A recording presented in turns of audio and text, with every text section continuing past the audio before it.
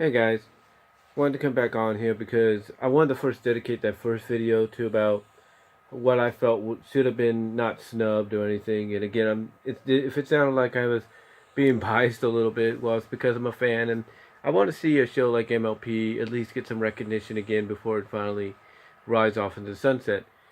But besides that, I wanted to talk about what I noticed while I was skimming through um, most of the 2019 Annie Awards, which I may download and probably put onto DVD later if I can fit it. But I want to talk about the Annie Awards here for a moment because what I noticed is they had okay, first of all, it looked like a good presentation. They did the best they could in the locale they were at. Tried to make it more presentable. Feel more make it feel more awardsy, if you will. But to me, they really gotta focus. Here's the thing: there's a difference between doing an award show on network and cable television than is on streaming. On network and cable television, I hate to say this because obviously you could tell when you're streaming uh, an event, whether it's to be seen later on or it's live or whatever, you got to make sure you have everything in place. And the one thing I noticed about the Annies is there was a lot of screwing up. I'm not going to joke up there. I'm not going to joke. I mean, even the people, the directors behind The Prince of Egypt, who was doing the presentation of the awards, doing the presentation of several awards, I should say, mentioned that, well, you guys needed screw ups or expecting screw ups tonight. Well, here we are. Because what happened was we had, I think it was the only time, but yeah, it was the only award that we actually had two award winners. We had two winners, two co-winners. One was for Mickey Mouse, for one of the Mickey Mouse shorts, and then the other was for Rise of the Ninja Turtles. And what happened was when the guy went up there to receive the award for the Mickey Mouse short, they were playing the Rise of the Teenage Mutant Ninja Turtles theme as he was going up, and that was the one thing I kind of noticed even throughout, especially as they were going or trying to transition from presenter to category to this and that, was the timing was off. The cues were off. The timing for the cues and the musical transition interludes were off, and that's something that when you compare it to television is, again, I'm not saying television is perfect because we have seen it sometimes happen at the Oscars. We have seen it happen at the Emmys Awards, both daytime and prime time. We've even seen it at some of the music awards, where they'll kind of miss a cue, but they'll make up for it. And most of the time, it's like, okay, the rest of the show, you forget about that missed cue because, everything's starting to flow as flawlessly or as good as it can go. The Annies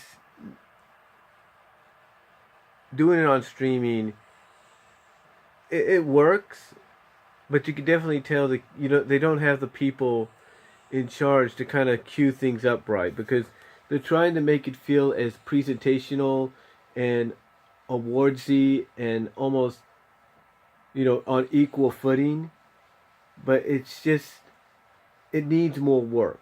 I mean, they've been doing this award show for what, 46 years now. Who knows how long, as far as a streaming event, streaming presentation on YouTube or Vimeo or Blimp or Dailymotion. And that was my stomach, sorry. But who knows how many times they've done this, even before, like I said, done this with the streaming option now, and they can't get the cues right. I don't know throughout the 46 years how many times it's happened, but if they really want to show that they're on equal footing and they are the be-all end-all of award shows for animation of all categories, then they need to get the presentations better. They need to make things look more presentable. They need to get the cues right. Because here's the thing, even the presenters, and they had some decent presenters in there. They had John Lasseter, they had, John Ratzenberg, they had Holly Hunter, they had Brad Bird, they had Rob Pausley and Maurice LaMarche, they had the original voice of Alice from Alice in Wonderland, as well as they had Jim Cummings. They had a peripheral of basically A-list or semi-A-list on screen and behind the mic voice talent, helping out. But they all felt lost. Especially these two ladies that were doing presentations for, I think it was music or something, and some other categories, and it looked like they were kind of lost. So, to me, you can't do that, especially if you're an award show that's been around for as long as the Annies have. You need to work better on your timing. I mean, they've been doing this, since 1973? Just about since 1973. I'm wondering if throughout that time they've had any screw-ups, like I said, even before they got the opportunity to start showcasing this award show through streaming sites like YouTube, Dailymotion, or Vimeo. They need to work a lot better on the timing and the cues. And again, I'm not saying that network or cable television presentation of award shows are any better, but you can definitely tell there's a lot more professionalism and experience behind the scenes and getting things, taken care of. That's why they cue up music to let the person know, hey, your time's up. You need to get off stage so we can continue the show. So, I think honestly the Annie Awards needs to, take a page out of the playbook of the Oscars and, some of the music award show. Heck, even some of the video game award shows that they do on cable and network television, I hate to say this, feel more presentable and more, on the same level of an Oscars and all that than the Annie Awards did. And that's hard to say. Because I know they're trying. But they need to try harder. And again, here's what I would do if I was them. I would take